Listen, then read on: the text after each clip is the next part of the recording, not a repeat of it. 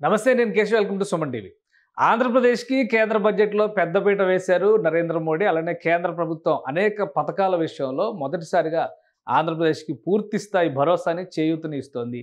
ఈ నేపథ్యంలో ఢిల్లీ ప్రయాణం అవుతున్నారు ఆంధ్రప్రదేశ్ చీఫ్ మినిస్టర్ చంద్రబాబు నాయుడు. నీతి ఆయోగ్ సమావేశంలో పాల్గొనడంతో పాటు కేంద్ర ప్రభుత్వానికి, ముఖ్యంగా ప్రధానమంత్రి నరేంద్ర మోడీకి, ఆర్థిక శాఖ మంత్రి నిర్మలా సీతారామన్కి ధన్యవాదాలు చెప్పేందుకు ఆయన వెళ్తున్నట్టుగా సమాచారం ఉంది. ఇదే క్రమంలో బడ్జెట్లో అసలు మొత్తంగా వచ్చినటువంటి కేటాయింపులు ఎంత, ఆంధ్రప్రదేశ్కి అమరావతికి గ్రాంటా లేక లోనా అర్థం కావట్లేదనే విమర్శలు ఎదుర్కొంటున్న 15,000 కోట్లు మినహా కొత్తగా ఆంధ్రప్రదేశ్కి పెద్దగా వచ్చినటువంటి కేటాయింపుల్లో క్లారిటీ లేదా? ఒకసారి ఆ అంశాలను విశ్లేషించేటువంటి ప్రయత్నం చేద్దాం. ఓవరాల్గా అమరావతికి అలానే ఆంధ్రప్రదేశ్కి వరంగా మారబోతున్నటువంటి కేంద్ర ప్రభుత్వం ఇచ్చినటువంటి భరోసాలు ఏంటి? ఈ క్రమంలో ఆంధ్రప్రదేశ్ మరిన్ని రాయితీల్ని, మరింత ప్రోత్సాహాన్ని కేంద్రం నుంచి ఏ విధంగా కోరబోతుంది? ఈ అంశాలను ఒకసారి విశ్లేషిద్దాం. ఓవరాల్గా చూస్తే కనుక ఆంధ్రప్రదేశ్కి జరిగినటువంటి కేటాయింపుల్లో పెద్ద మొత్తాల్లో కనిపిస్తున్నటువంటివి అంటే నంబర్స్ పరంగా బడ్జెట్లో పెట్టినటువంటి అంశాలు, అమరావతికి కేటాయించినటువంటి 15,000 కోట్ల గురించే ఎక్కువ చర్చ జరుగుతుంది. అయితే అమరావతికి కేటాయించినటువంటి 15,000 కోట్లు ఆర్థిక సాయం కాబోతుందా, గ్రాంట్గా మిగలబోతుందా, అప్పుగా ఇప్పించబోతున్నారనే దానిపైన కేంద్ర మంత్రి నిర్మలా సీతారామన్ ఒక క్లారిటీ ఇచ్చారు. ప్రపంచ బ్యాంకుకి గతంలో ఆంధ్రప్రదేశ్ ప్రభుత్వం ఇచ్చినటువంటి వినతి పత్రాన్ని లేదా విజ్ఞప్తిని అప్రూవ్ చేసినప్పటికీ కూడా 2019-24 మధ్య ఉన్నటువంటి ప్రభుత్వం దాన్ని వినియోగించుకోలేదు కాబట్టి అది బుట్టదాఖలైనటువంటి పరిస్థితి ఉంది. కేంద్రం గ్యారంటీతో ఈ 15,000 కోట్ల రూపాయలని ప్రపంచ బ్యాంక్ నుంచి కావచ్చు లేదా కేంద్ర ఖజానా నుంచి కావచ్చు ఆంధ్రప్రదేశ్కి అందించే అవకాశం ఉంది. అప్పు తీర్చలేకపోతే దాన్ని గ్రాంట్గా కూడా మలిచేటువంటి అవకాశం ఉంది. అది ఒకటి. ఇంకోటి, రైల్వేలకు సంబంధించి 9,151 కోట్ల రూపాయలని కేటాయించినట్టుగా రైల్వే శాఖ మంత్రి పార్లమెంట్లో ప్రకటించారు.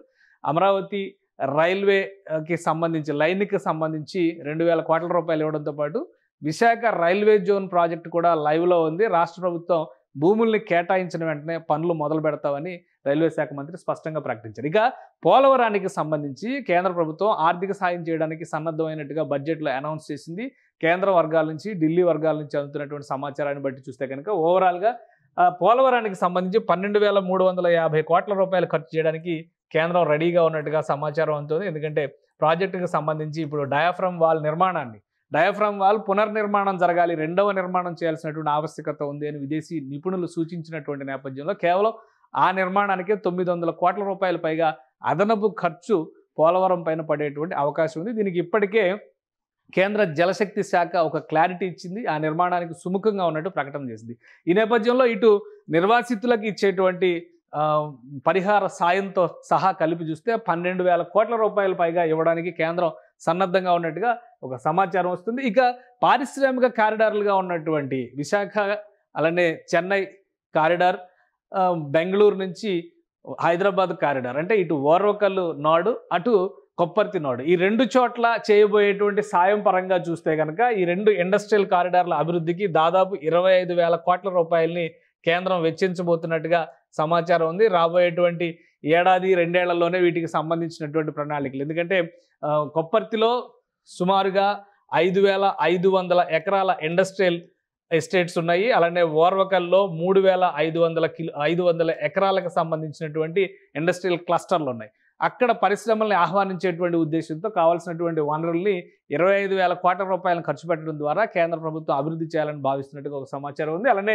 వెనుకబడిన జిల్లాలకు సంబంధించి కూడా ఒక ప్రకటన చేసింది. ఎందుకంటే వెనుకబడిన జిల్లాలు 4 జిల్లాలు రాయలసీమ నుంచి ప్లస్ ప్రకాశం జిల్లా అంటే 5 జిల్లాలు, 5 జిల్లాలతో పాటు ఉత్తరాంధ్రకు సంబంధించినటువంటి 3 జిల్లాలు, మొత్తం 8 జిల్లాల్లో జిల్లాకి 50 కోట్ల రూపాయల చొప్పున 400 కోట్ల రూపాయలని సంవత్సరానికి సాయం చేయాలని ఆలోచిస్తుంది అని దానికి సంబంధించి సూత్రప్రాయ అంగీకారం కేంద్ర ప్రభుత్వం నుంచి వచ్చినట్టుగా తెలుస్తుంది. అంటే సంవత్సరానికి 400 కోట్ల రూపాయల చొప్పున రాబోయే 5 సంవత్సరాల్లో కేంద్ర ప్రభుత్వం ఉత్తరాంధ్ర, రాయలసీమ ప్లస్ ప్రకాశం జిల్లాలకి, మొత్తం 8 జిల్లాలకి, ఆంధ్రప్రదేశ్లో ఉన్నటువంటి 13 జిల్లాల్లో 8 జిల్లాలు వెనుకబడిన ప్రాంతాలుగా గుర్తింపు పొందినటువంటి నేపథ్యంలో ఈ జిల్లాలకు ప్రత్యేక ఆర్థిక సాయం కింద జిల్లాకి 50 కోట్ల రూపాయలని కేంద్రం కేటాయించబోతుంది.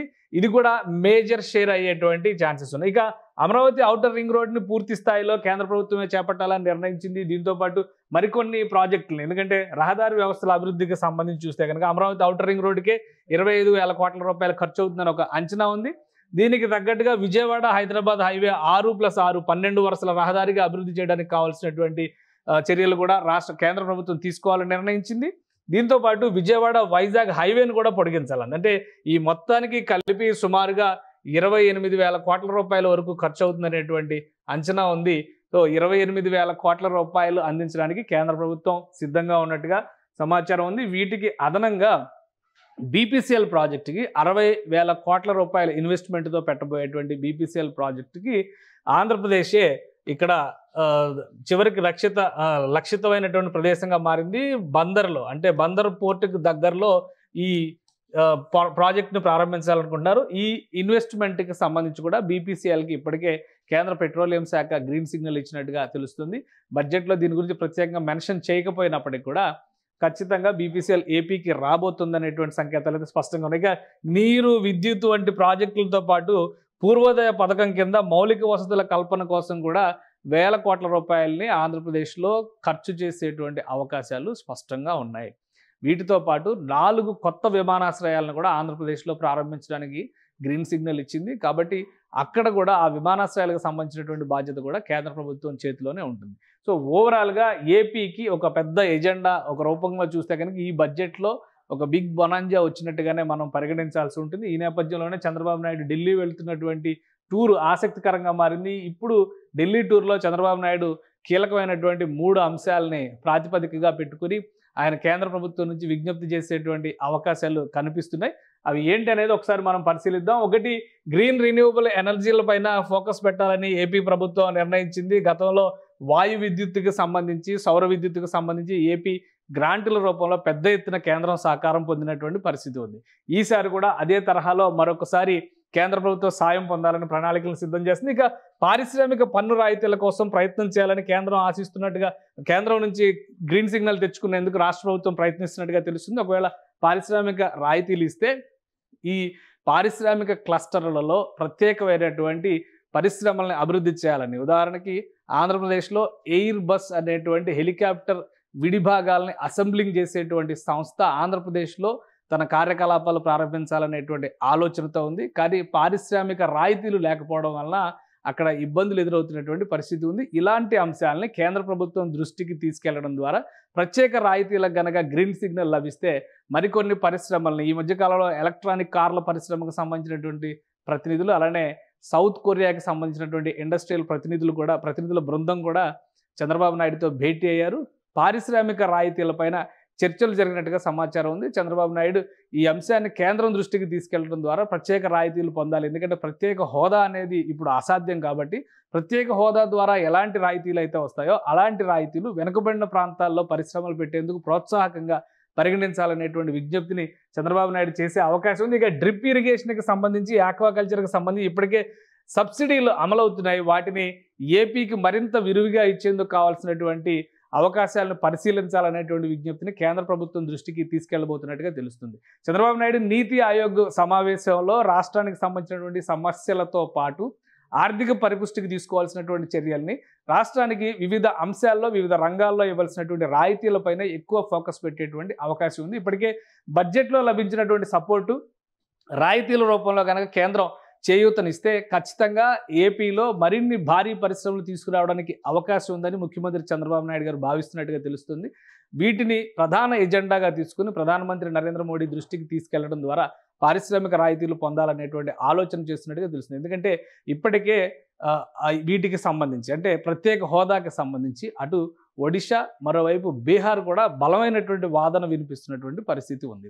కాబట్టి ఈ పోటీలో ఒక రాష్ట్రానికి ఇస్తే మరొక రాష్ట్రం నుంచి సమస్య ఎదురయ్యేటువంటి అవకాశం ఉంది. కాబట్టి ఏపీలో పరిశ్రమలు పెట్టడానికి ఆసక్తి చూపిస్తున్నటువంటి కొన్ని భారీ పరిశ్రమలు కోరినటువంటి రాయితీలను దృష్టిలో పెట్టుకొని కేంద్రం దృష్టికి ఈ అంశాలను తీసుకెళ్లడం ద్వారా ఈ మినహాయింపులు పొందాలని రాష్ట్ర ప్రభుత్వం ఆలోచిస్తున్నట్టుగా తెలుస్తుంది. అదే గనక జరిగితే ఆంధ్రప్రదేశ్లో ప్రధానంగా రాయలసీమ ఒక కీలకమైనటువంటి మ్యానుఫ్యాక్చరింగ్ క్లస్టర్గా మారేటువంటి అవకాశం ఉంది. ఇప్పుడు ఓర్వకల్లు, కొప్పర్తి పరిశ్రమలకు సంబంధించినటువంటి పారిశ్రామిక కారిడార్లో ఉన్నటువంటి ఓర్వకల్లు, కొప్పర్తి నాట్స్ కూడా రాయలసీమలోనే ఉన్నాయి. అలానే శ్రీ సిటీ లాంటి ఒక భారీ పరిశ్రమలకు సంబంధించినటువంటి కేంద్ర స్థానం అది శ్రీ సిటీ అక్కడే ఉంది. కియా మోటార్స్ అనంతపురంలో స్టార్ట్ అయింది. ఎయిర్ బస్ విడిభాగాల యూనిట్ కూడా అనంతపురంలో వచ్చేటువంటి అవకాశాలు కనిపిస్తున్నాయి. కృష్ణపట్నం SEZలో కూడా వివిధ పరిశ్రమలను ప్రోత్సహించడం ద్వారా నెల్లూరు ప్రకాశం జిల్లాలకి బెనిఫిట్ కలిగించాలనేటువంటి ఆలోచనతో రాష్ట్ర ప్రభుత్వం ఉన్నట్టుగా తెలుస్తుంది. పారిశ్రామిక రాయితీలపైన కనుక కేంద్రం సుముఖంగా స్పందిస్తే ఖచ్చితంగా ఆంధ్రప్రదేశ్లో పారిశ్రామిక అభివృద్ధికి మరింత ప్రోత్సాహం లభించినట్టు అవుతుందని ఏపీ సర్కార్ భావిస్తోంది.